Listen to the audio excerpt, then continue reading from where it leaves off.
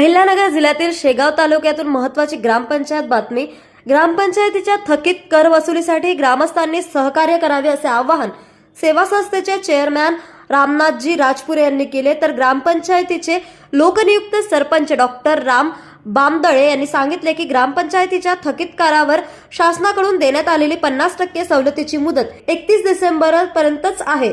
ग्रामपंचायतीचे आर्थिक स्वावलंबन हे समृद्ध गावाच्या निर्मितीसाठी अत्यावश्यक असल्याने राज्य शासनाने मुख्यमंत्री समृद्ध पंचायत राज अभियान राबवण्याचा निर्णय घेतलेला आहे।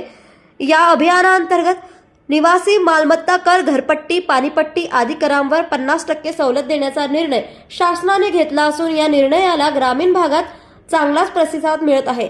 अनेक वर्षांची घरपट्टी आणि पाणीपट्टीची थकाबाकी असलेल्या ग्रामस्थांनी केवळ 50% रक्कम भरून ग्रामपंचायतीला सहकार्य करावे असे आवाहन यावेळी करण्यात आले। ग्रामपंचायतीच्या विकासासाठी आणि समृद्ध गावाच्या निर्मितीसाठी ग्रामस्थांनी 31 डिसेंबर पूर्वी थकीत कर भरून या योजनेचा लाभ घ्यावा असे यावेळी आवाहन केले गेले। मुख्यमंत्री समृद्ध पंचायत राज अभियानांतर्गत आपल्या बालमटाकळी ग्रामपंचायतने पाणीपट्टी आणि नळपट्टी या करांच्या सवलतीमध्ये 50% सवलत देण्याचा निर्णय घेतलेला आहे।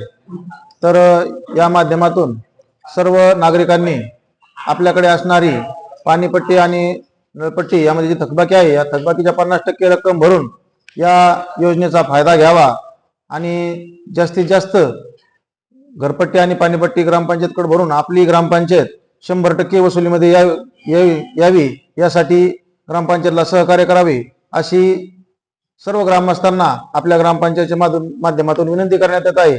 आणि त्यासाठी आज आपण विशेष ग्रामसभेचं आयोजन केलं होतं।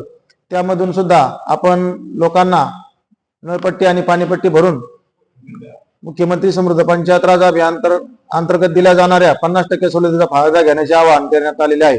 न्यूज एक्सप्रेस करिता अहिल्यानगर शेगाव वरून जयप्रकाश बागडे यांची बातमी।